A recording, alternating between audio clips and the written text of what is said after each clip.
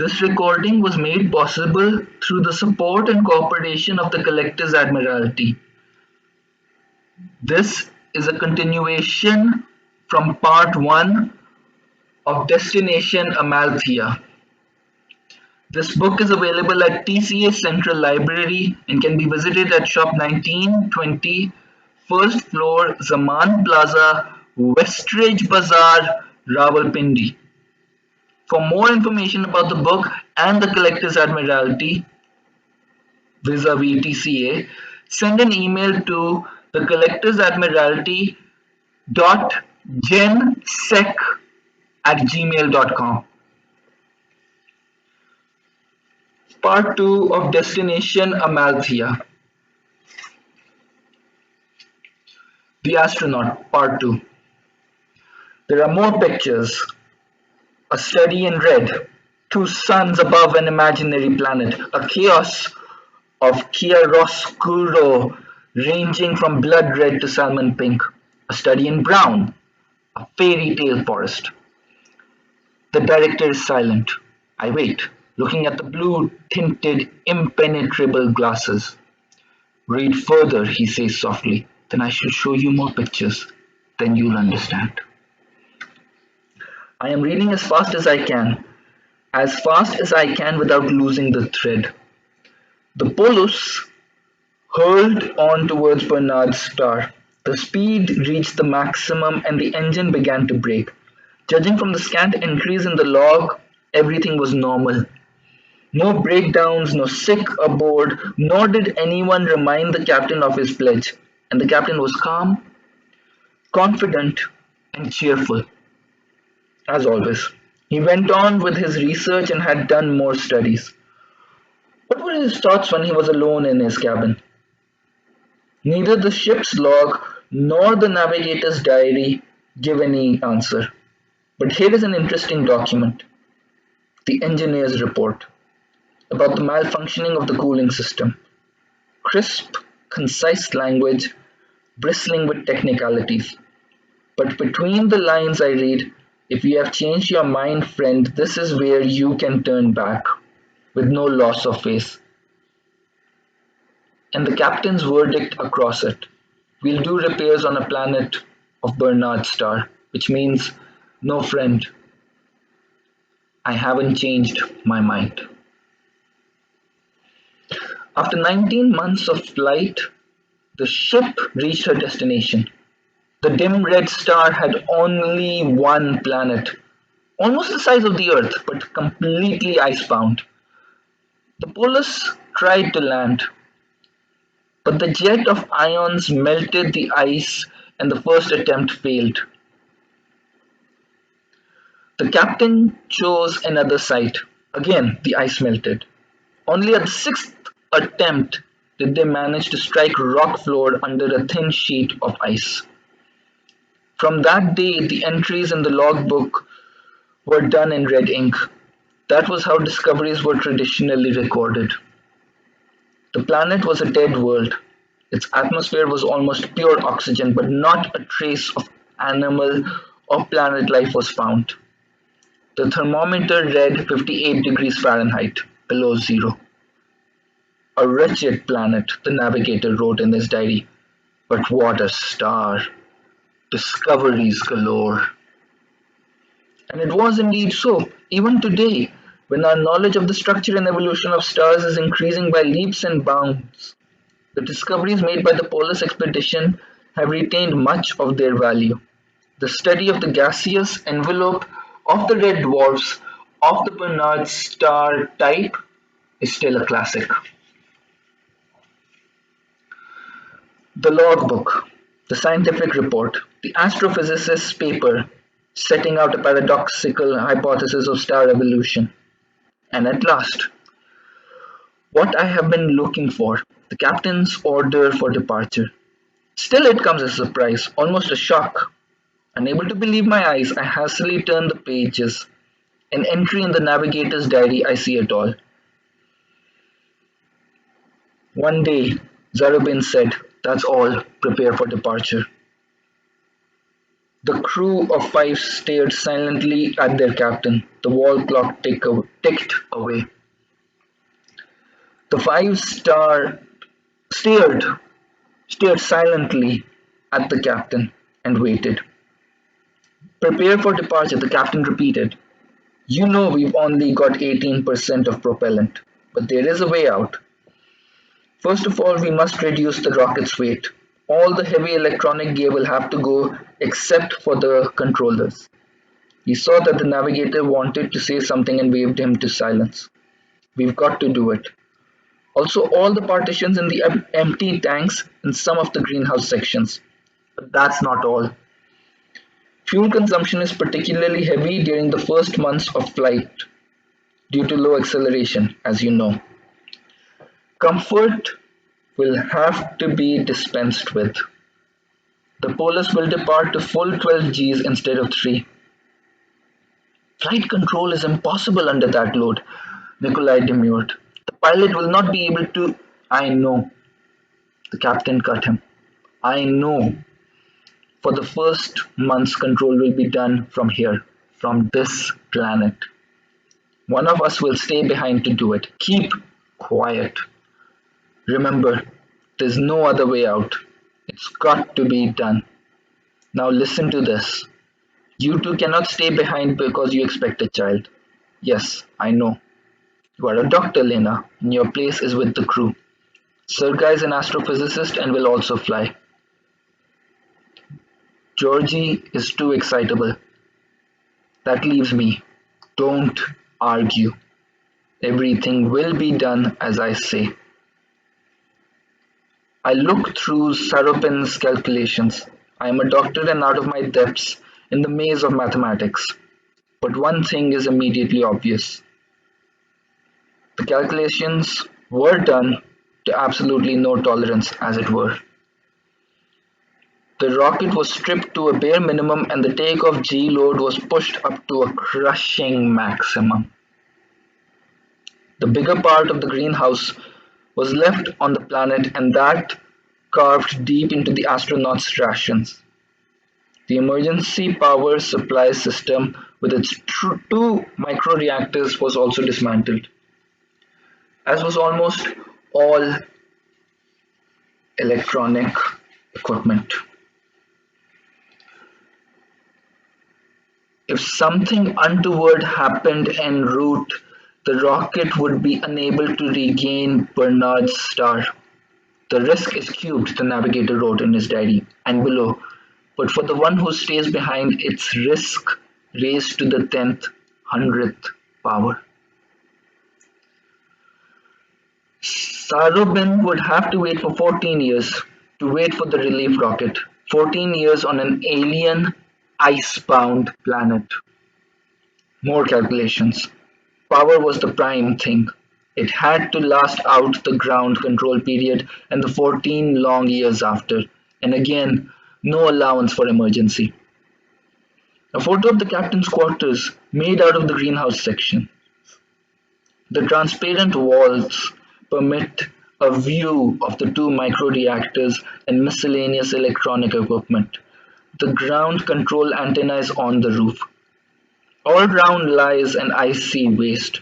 Aloft Bernard's star shines coldly in a grey, murky sky.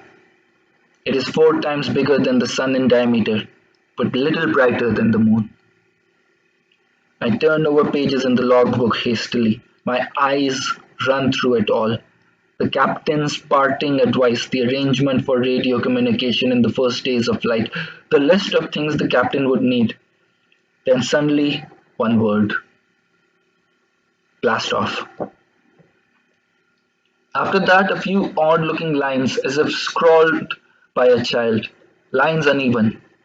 Letters angular, broken. That was 12 Gs. With difficulty I made out the words, the first entry. Everything's fine but for the cursed G load. Vision heavily veiled. 2 days later. Accelerating as calculated. Can't walk, just crawl. A week later. It's tough. Very parentheses crossed out, parentheses closed. ellipses. The reactor operates as calculator. Then two blank pages follow, while on the third, smeared with ink, a diagonal entry. Ground control weakening. There's some obstacle in the beam's path. This parentheses crossed out, parentheses closed. This is it. Full stop. End quote. And below on the same page, in a firm hand, ground control restored. The power indicator stands at 4. The captain is giving away all the power he's got, but we can't stop him. This means help won't reach him in time. I close the logbook. I can only think about Sarabin now. I imagine the fading off ground control came quite unexpected. Suddenly the indicator rang and the indicator was ringing shrilly. The needle went down, quivering. The power beam had met an obstacle and control was slipping rapidly. The captain stood at the transparent wall. The dim sun was sinking behind the horizon. Brownish shadows sped across the icy waste. The wind drove snow dust, whipping it along, carried it aloft into the murky reddish-grey sky. The indicator was ringing insistently. What little power was getting through was not enough for control. Sarabin was looking at the setting Bernard's star. Behind him, lamps splashed wildly on the panel of the electronic navigator. The purplish-red disk was rapidly sinking below the horizon. For a fleeting moment, a myriad of scarlet pinpoints flickered on as the last rays were refracted by the ground ice. Then there was darkness. Sarabin went over to the instrument board, switched off the indicator's signal. The needle was not moving any longer. Sarabin turned the wheel of the power regulator. The greenhouse was filled with the drone of the motors of the cooling system. He went on turning the wheel until it would turn no more. Then he went to the other side of the board, removed the safety lock, and gave the wheel 2 more full turns. The drone rose to a shrill, vibrant, ear-splitting roar. The captain shuffled back to the wall, sank down on the bench. His hands were shaking. He took out his handkerchief and dabbed his brow. Then he pressed his cheek against the cool glass. It was wait now. Wait till the new super-powerful signal reached the rocket and bounced back. And he waited. He waited, losing all awareness of time while the micro-reactors roared away at bursting point, and the cooling system motors shrieked and groaned. The flimsy walls shuddered. The captain waited. Finally, something forced him up and over to the instrument board. The needle on the indicator was back to normal. There was enough power now to control the rocket. Sarabin smiled vainly, said, "There," and glanced at the consumption dial. The consumption was 140 times greater than the pre-computed. That night the captain did not sleep. He was compiling a new program for the electronic navigator. All the side effects of the power failure had to be eliminated. The wind whipped up seas of snow on the plain. A subdued aurora borealis glowed over the horizon. The microreactors screeched as if run amok, pouring forth into space what had been carefully husbanded to last for 14 years. Having fed the program into the electronic machine, the captain made a tired round of his quarters.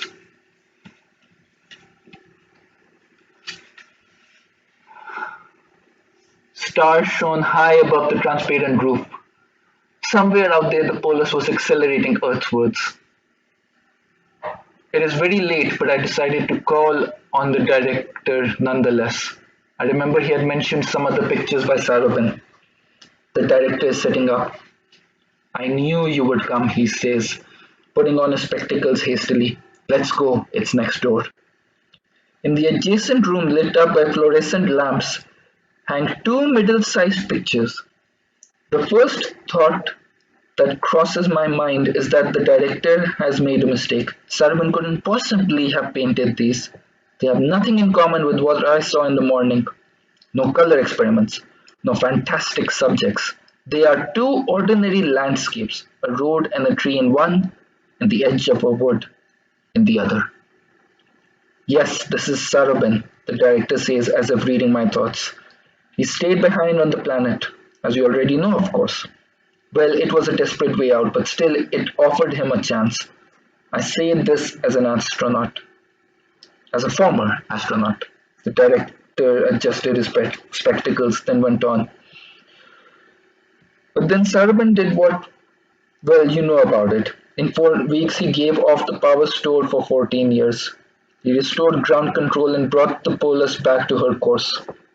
Well, when the rocket reached suboptical speed, braking began at normal G-load, and the crew could take over.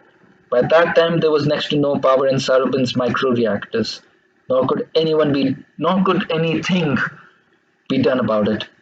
That was when he started on these pictures. In them his love for life and the earth. A country road topping a rise, a mighty rugged oak tree by its side. It is done in the manner of Jules Dupré of the Barbizon school.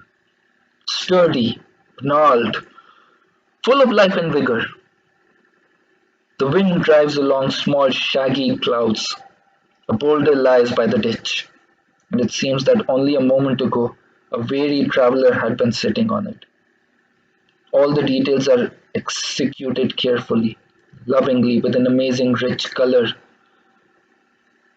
and light shading. The other picture was never finished. It's a wooden spring. Everything is soaked in air, light, warmth, wonderful golden hues. Sarabin was a perfect colorist.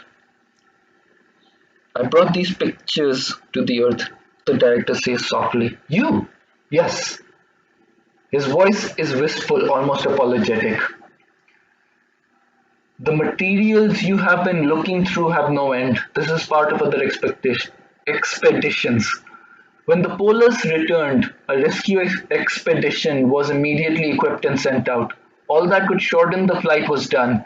The crew agreed to fly under 6 Gs. They got to the planet and did not find the greenhouse. They took tremendous risks and returned empty-handed. Then many years later, I was sent. We had a breakdown on the way. There, he put a hand up to his spectacles. But we got through and found the greenhouse and the pictures and a note from the captain. What was in it? Just one line. Forward in face of the impossible. We looked silently at the pictures. It suddenly occurred to me that Sarabin painted them from memory. There was ice all round him, lit up by the evil reddish glow of Bernard's star. And on his palette, he was mixing warm, sunny colors. In item 12, he could in all truth have written, I'm interested in, passionately love the earth, its life, its people. The deserted corridors of the archives are still and quiet. The windows are open, the sea breeze stirs the heavy curtains. The breakers roll in stubborn cadence. They seem to whisper forward in face of the impossible.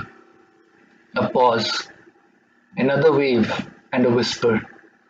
Forward and another pause. I wanted to reply to the waves. Yes, forward, only forward, always forward. This marks the end of The Astronaut. start of the new short story in the same anthology, Destination Amalthea, Short Story 2, Over the Abyss by Alexander Belayev, Part 1, A Mysterious Summer House. It was during my walks just outside Simais, South Crimea, that the solitary summer house nestling up a steep mountainside caught my attention. No road led up to it, and it was fenced off securely on all sides, its one and only gate always closed. No bush or treetops showed over the fence, and all round it there were bare yellowish cliffs with an occasional sickly juniper or tortuous pine tree here and there. What an idea to live on that piece of wilderness! Or does anyone? I used to wonder as I prowled round the mysterious summer house. I never saw anybody leave the place. My curiosity thoroughly roused, I must confess I tried to steal a look inside the fenced-off grounds by climbing up the higher standing cliffs. But the summer house was so placed that whatever cliff I climbed, I could only see a corner of the yard, and it was as bare and uncultivated as were the surroundings. However, after a few days spent in observation, I managed to catch sight of an elderly woman in black in the yard. This only added to my curiosity. Any people living there must have some link with the outside world. If only for shopping, I thought. I made inquiries among the people I knew and finally got wind of a rumor that Professor Wagner lived there. Professor Wagner! That only served to rivet my attention to the summer house still more. I could give anything to see that remarkable man whose inventions had caused such a sensation. From that day I haunted the place. I had a feeling I was doing something I really ought not to do, but I went on spying on the place for hours at a stretch. In daytime and at night, from my observation post behind a juniper bush, they say that if a man sticks to his purpose long enough, he is bound to succeed in it.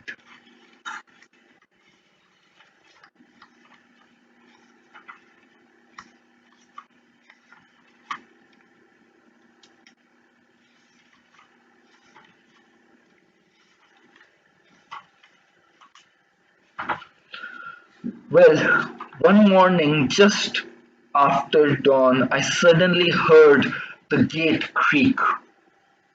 I grew tense and with bated breath waited for developments.